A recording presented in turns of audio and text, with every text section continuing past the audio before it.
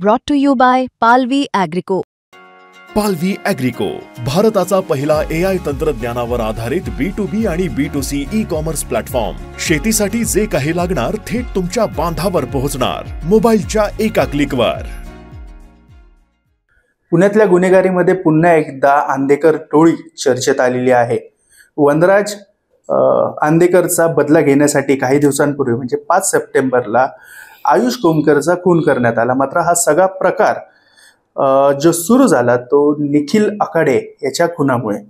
बंडू आंदेकर टोळीने निखिल आखाडे याचा खून केला होता आणि त्याचा बदला म्हणून वनराजचा खून करण्यात आला आणि त्या सगळ्या प्रकरणामधनं आता पुन्हा एकदा ही टोळी चर्चेत आलेली आहे. मात्र या सगळ्या प्रकरणामध्ये निखिल आखाडे याचा कुठेही संबंध नव्हता.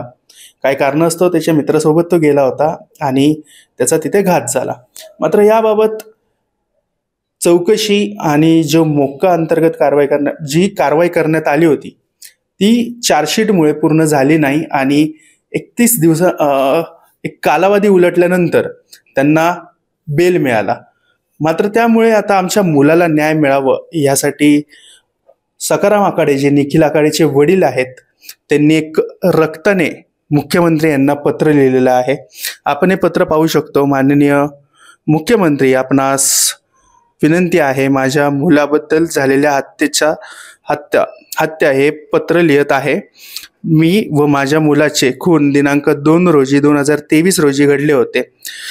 ह्या प्रकरणात आरोपी पूर्णपणे पाठीशी घालण्याचं काम माननीय उपमुख्यमंत्री व पुण्याचे पालकमंत्री अजित पवार यांनी केलं आहे. पोलीस प्रशासनावर दबाव टाकून चार्जशीट दाखल न केल्यामुळे आंदेकर टोळीला 92व्या दिवशी जामीन मंजूर झाला. या प्रकरणातील तपास अधिकारी API धुमाळ साहेब यांनी वरिष्ठांच्या दबावामुळे आत्महत्या केली. या सर्व राजकीय हस्तक्षेपांमुळे बंडू आंदेकर व त्यांच्या टोळीला मोकाट सोडण्यात आलेला आहे. या प्रकरणात आपणास विनंती आहे की SIT चौकशी करावी, अन्यथा आम्ही आत्महत्या करू. यामध्ये अजित पवार यांनाही दोषी करावं, आम्हाला व आमच्या निखिलला न्याय द्यावा, असे एक रक्ताने लिहिलेलं पत्र सकाराम आखाडे म्हणजे निखिल आखाडेच्या वडिलांनी लिहिलेलं आहे. आपल्यासोबत ते आहेत. एक संदेश देणारा, भावनिक करणारा पत्र आहे. काय सांगाल याबद्दल?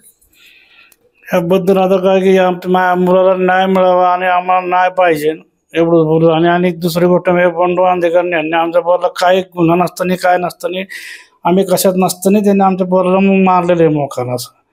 आणि मग त्यांनी ते आमच्या पोराला मारल्यानंतर त्यांनी परत ते चार्जशीट जे पाठवलं त्यांनी पोलिसांना यांना पैसे भरून किंवा काय ते राजकीय कारणाने दबावानं अजित पवार यांनी ते वनराज म्हणजे अजितदादा पवार गटाचा जे होता नगरसेवक, अजितदादा पवारचा गटाचा नगरसेवक होता, त्यामुळे त्यांचे काय ते राजकीय दबाव आणून ते चार्जशीट लेट केल्यामुळे त्यांना जामीन म्हटलं. 91 दिवसात चार्जशीट नाही जामीन केलं, त्यांना जामीन दिला. त्यांना जामीन दिल्यामुळे त्यांचं काही इश्यू झालं नाही. पुढं काय आमचं काय आम्हाला नाही मिळालंच नाही त्याबद्दल. आणि बाकी असं एवढं याच्याबद्दल पाठपुरावा केला होता आपण. केस सुरू होते पाठपुरावा करायला आपलं कोण नाहीच आहे ना, कसं काय करणार पाठपुरावांचं. त्यामुळं आमचं ताकद कमी पडल्यामुळे त्यांना ते जामीन झाला. त्यांना त्यांच्याकडे पैसे बिशे असल्यामुळे ते पैसे बिशा देऊन करतात सगळं असं. रक्ताने पत्र लिहिलं तुमचं? रक्ताने पत्र लिहिले म्हणजे न्याय मिळावा आपल्याला म्हणून ते मी रक्ताने पत्र लिहिलेले आहे. असा विषय. न्याय मिळेल, मुख्यमंत्र्यांना पत्र पाठवणार आहे. हा, मुख्यमंत्र्यांना पत्र पाठवणार आहे की न्याय मिळावा. याच्यात आपल्याला त्यांनी काय उल्लेख देतात बघू. आता त्यांच्या मागे त्यांचं झालं तर ती कितीतरी त्यांची लोक उभी होती किंवा कितीतरी होती, कारण काय होतं किती पैसे असल्यामुळे त्यांच्याकडे ते करत होते सगळं पटापट. आता आमची काहीच केलं नाही, तर आमचं काय झालंच नाही ना त्याबद्दल, आम्हाला काही न्याय मिळालाच नाही त्यात. असं झालं.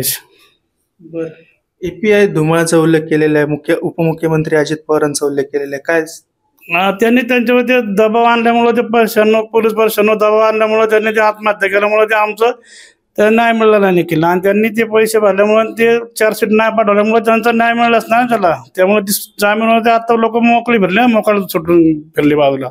केस सुरू होती तेव्हा काय कोणाचा फोन वगैरे काय आला? पोलिसांचा किंवा कुठल्या नेत्यांचा? नाही. तुम्हाला काय सांगण्यात आलं होतं पोलिसांकडनं? पोलिसांकडनं कारण आम्ही ते गिल साहेब गेलो ते म्हणलं मी यांनाच जास्त जास्त कस्टडी म्हणलं सजा दे, सजा कडी सजा देईन म्हणला. तर आम्ही त्याला ते गिल साहेबांपुढे गेलो, बसलो. तर त्यांनी नंतर आम्ही दुसऱ्या याची गेलो तर गिल साहेबाची बदलीच केली तिथनं. असं केलं त्यांनी. निखिलला जाऊन आज 2 वर्ष झाले. 2 वर्ष झाले. हा, निखिलला जाऊन 2 वर्ष झाले. काय आम्हाला काय नाही मिळालं नाही. आणि परत ते आहे त्यांचं चालूच आहे. त्यांच्याकडे पैसे असल्यामुळे ते काही मागे सरत नाहीत ते, आणि ते कुठं थांबत बी नाही त्यांच्या टोळ्या. असा विषय. काय थ्रेट वाटतोय त्याच्याकडनं काय पुढं? त्यांना जास्तीत जास्त म्हणजे सजा व्हावी, फाशीची शिक्षा व्हावी त्यांना. असं विषय. नाही, अजूनही काय भीती वाटते का त्याच्या? त्यांच्यापासून मी कायच ना आम्हाला नाही काय उद्या काय झालं, असं आम्ही काय केलं, उद्या पत्रलेलं हे केलं, दम त्यांना आम करणार दम करणार, असं काहीतरी करणार नव्हती उद्या. असं विषय होऊ शकतो ना त्यांच्याकडनं. अजित पवारांनी याच्यात हस्तक्षेप केला नाही का? नेत्याने असा हस्तक्षेप करणं किती योग्य? मग त्यांच्या गटाचं होतं ना तो, त्यांच्या गटात असल्यामुळे त्यांनी ते चार्जशीट लेट केलं. नेता आहे मोठा. हा, मोठा नेता असल्यामुळे त्यांच्यावर दबाव केला त्यांनी. ते मोकं बी कमी तोडतो लोकांचं म्हणल्यानंतर तसं काय म्हणते, असं मोकं बी लोकांचा मोका तोडून टाकलं, त्यांचं हे करून टाकलं, ते करून. बऱ्याच जणांचं त्यांनी असं केलेलं आहे. त्यामुळे त्यांचं मग ते त्यांनी बी ते असं करून ते चार्जशीट लेट केले यांचं, किंवा चार्जशीट पाठवू नका म्हणून. त्या पत्रामध्ये असा एक उल्लेख केलेला की तुम्ही काहीतरी जीवाचा बरा वाईट कराल जर न्याय मिळाला. हा, नाही मिळलं तर आम्ही आत्महत्या करू ना. असं विषय आहे. शेवटी काय आमचं आहेच काय आता करायला. शेवटी माझं एकच पोरग होतं, ते एका पोरला मोटारमध्ये यांनी घरच आमचं उद्ध्वस्त केलं ना. असा विषय झाला ना तो. अतिशय भावनिक पत्र आहे. मुख्यमंत्र्यांना वेदना कळाव्या यासाठी हे रक्ताने लिहिलं गेलेलं आहे. हे मंत्रालयात पाठवण्यात येईल. मात्र जर या सगळ्या संबंधित न्याय नाही मिळाला किंवा उपमुख्यमंत्री अजित पवार यांना देखील या प्रकरणात दोषी करून नाही घेतलं तर आम्ही आत्महत्या करू, असा थेट इशारा निखिल आघाडीचे वडील सखाराम आखाडे यांनी दिलेला आहे. मात्र आता याबद्दल मुख्यमंत्री दखल घेतील का? त्यांच्या पत्राची आणि त्यांच्या न्यायाची प्रतीक्षा सखाराम आखाडे करत आहेत, त्यांना मिळेल का हे पाहणं महत्त्वाचं असणार आहे. पुण्याहून मी आदित्य पवार, मुंबई तक.